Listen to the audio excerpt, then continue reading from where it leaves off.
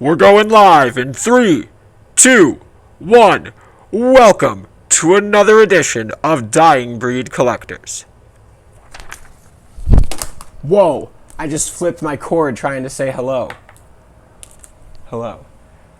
Collectors and collectorettes, welcome to this week's edition of Dying Breed Collectors. I'm your host, Johnny Boy, and today we'll be doing a quick look at all the single issues I've acquired over the last couple of weeks. Before House of X came out, man, I'm telling you, I really thought that I was done collecting single issues. Not because I didn't want to anymore, but I've pretty much acquired everything I've wanted in terms of single issues, which I'll do a video of some point in the future. So if you want to check that out, you should hit subscribe, because that way you'll know when I make that video. Be cool. So I've been picking up the single issues regularly, doing a lot more research on variant covers. Some of the stuff I've bought, I might flip a little bit later once the whole House of X, Powers of X is complete. But some of it I'm definitely going to keep, because that's some pretty cool shit here. So it's not all House of X, Powers of X. I got some other stuff that I didn't know was a thing I wanted, and now I got it. So, all right, we're gonna start off with a quick little pile of House of X, Powers of X books that I'm definitely keeping for myself. So first off, I was lucky enough to get the split variant of House of X1 and Powers of X1. Okay, got that right there. I think this will look cool in a double frame. They sell those, they have like the comic book frames. You can get a double and have them next to each other for connecting covers like so. So I might invest in one of those, put it up on the wall. It's a good cast of characters. I like the tone of art, and that's why I got that. So there we go. Talked about this one in my first review video, but I got the Magneto action figure cover. I'm not a really big fan of the action figure covers, but at the time I got this, it was the only copy of House of X1 that the seller, the shop had, so he gave this to me, so that was good enough. So pretty cool. I like it. It'll look good on the wall with my Magneto stuff. All right. Then, simple enough, last three. Base covers for House of X1. Love it. Powers of X1. Don't love it, but it's part of the series, so I'm not going to, chop an issue out and have the other ones, because I like the covers better. It's part of the run. I'm a completist. And then, this House of X2 cover, which initially I didn't like, and I don't know, looking at it closer in person, I don't know, it's cool, it's badass, I like it. So those are all the single issues that I got that I'm definitely keeping. So over here I've got a pile of some other variants that we'll see. So first off is this House of X. I believe this was a 1 in 15 variant. It's written on the tag here. 1 in 25. So 1 in 25, it looks like it's a painted cover. I'm not sure the artist is, I should have researched that first. Noto, it looks like. N-O-T-O is the name of the artist. So, right off the bat, I thought this was really badass, actually, because it reminded me of Alex Ross. But then I was like, wait a minute. Why wouldn't I just get something by Alex Ross then? Because he's the best. Not that this is crappy or anything. It's just, it looks like a painted cover. That's Alex Ross's thing, and I like Alex Ross. So, still cool, though. We'll see if I keep that in the long run. I don't know. Next up, they're doing these character variations for each issue. This is this is House of X 2. House of X1 had an Xavier with the flower. Powers of X1, I'm not sure who was on that. I might have that one on hold at my comics shop. I have a couple other books on hold, but I reached my budget last week when I picked all this stuff up, so I had to save it for this week. Again, I'm not sure if I really like it. I'm sure they're going to do a character for each issue with a flower or one of the Krakoa plants, whatever you want to call them. Maybe I'll collect them all, see how they look together, and then decide if I want to keep them or not. But Storm, badass. Love Storm. Aurora Monroe. Let's see. House of X, 1 in 100, Dave Cockrum variant. I really, really like this. I really think I'm going to keep it, but I don't know. The only reason I wouldn't keep it is because the next book I'm going to show you, I got the Marvels epilogue by Dave Cockrum, 1 in 100 variant. So, you know, they're both similar. They're both reminiscent, at least a little bit, of Giant Size X-Men 1, which I have a copy of. So I'm going to throw these up on a wall with that. See how they look together. I just, you know, because Giant Size X-Men is such a plain cover in terms of, like, there's no barcode or anything, and it's just got the Giant Size X-Men script at the top, like the normal, you know, comic arch. This one, it kind of matches that a lot more. You know what I mean? Like, I think this will look better next to it. Because this one, you know, there's nothing up top. I kind of would have preferred the logo. That's the word I was looking for earlier, logo. So the logo's kind of weirdly placed. It's got that barcode right next to it. So I don't know. I'll put it up on the wall with Giant Size and with the other variant and see how they look together. Make decisions then, right? So next up, the other variant of Marvel's epilogue that I really liked, which, you know, again, it's reminiscent of Giant Size X-Men.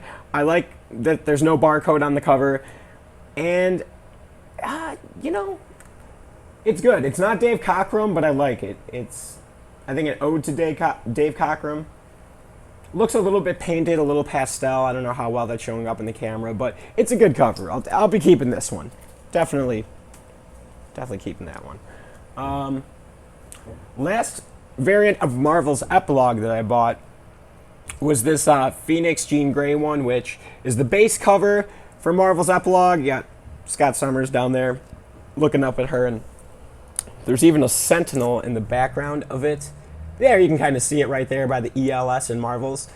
So I have, like, a thing for Phoenix covers. Like, I have a copy of X-Men 101. Pretty fucking cool. It's actually graded, but I think I'm gonna crack it open from the case. For a while, I was getting my single issues graded, and I don't really like the way it looks, so I'm just gonna crack it open, probably. So I have a copy of that, and then Classic X-Men. I don't know. It's like issue 17 or something. Whatever the Classic X-Men equivalent of, like, Uncanny X-Men 135, I think it is. So Classic X-Men would take an Uncanny X-Men story, wrap it in a new cover, and add some additional pages to it, if you don't know. But this other cover has, like, Dark Phoenix on it, and she's kind of, like, out in a tee, kind of like that, but it's Dark Phoenix, so, like, it goes really well with the X-Men 101 cover. I wish I had it with me right now so I could just show you all three. I'm kind of just rambling on about how awesome Phoenix covers are right now, which is okay. But this is going to go with those two books, and once they're all set and framed, I'll show you guys how they look together. It looks good up here in my head. All right, next up, got quite a few copies, or different copies, of X-Men Grand Design. So what X-Men Grand Design is a adaptation, synopsis, retelling of the arc of Uncanny X-Men from 1963, Stan Lee, Jack Kirby, all the way through, like, Chris Claremont into the 90s, at least to the late 80s. I think it goes into the 90s too. So I knew these were released in these big Treasury editions, paperbacks, which I saw, and they're cool, but they just wouldn't look right on my shelf with, like, the rest of the stuff, so I didn't pick them up. And I was, like, ignorant to the fact that they were being released as single issues as well. So once I figured that out, decided to go out and grab a few copies of those. So there's X-Men Grand Design Volume 1, which has 2 issues, which I don't have yet. Issue 1 is coming off eBay. I ordered it already, but it's in the mail. So then the second series was X-Men Grand Design Second Genesis. So I got both the covers for that, both the base covers. First is this Phoenix. Again, Phoenix cover. Fucking cool, right? I love Phoenix. It's got regular Phoenix and Dark Phoenix. It's a split. It's got some X-Men faded in the background. What I really like about these is it's got that vintage retro look to it. Like, it looks faded. Even the pages it's printed on, they're nice pages, but they feel and look more newspapery, like an old-time comic book. So these are cool, man. So that's issue 1 of Second Genesis. I then grabbed issue 2 of Second Genesis, which has Wolverine, again, split cover, classic yellow and then classic brown. Love the brown, man. Oh, something about it. It just does it for me. So, cool cover. I believe these are actually connecting. Yes, they are. So, the background is what's connecting. Like, Storm's kind of cut in half, if you can see on the separation there. So those connect, which is cool. Digging all the connecting covers. I'll have to get one of those double frames for this. And then the third series of X-Men Grand Design is called Extinction, which is currently out. If you want to get these are still available at the comic stores. That's how I figured out they have the single issues. So issue 1 has Storm on it, and it's cool. It's got the 80s lightning bolt look and the badass like Days of Future Past Mohawk fucking badass Storm look. Behind her you got the New Mutants, and then over there you've got, who is that? Oh, you got Longshot. I think that's Rachel Summers. Looks like Dazzler maybe. I don't know. But cool background. So then there's volume 2, or issue 2. It's got Kitty Pryde on it, I believe.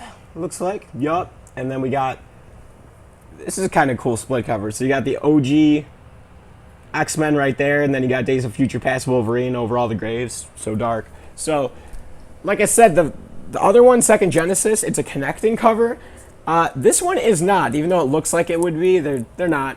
So, and then the other thing that they're doing with these Grand Design books is they're releasing these variants. There's one for each set. You know, there's 3 sets of 2 issues each, 6 issues total. Each set is a variant that's these, like, you know, these were in the corner up here on the original OG comic books back in the, 70s, 80s, 90s. So this one has all of them from this time period. I believe that's the 80s.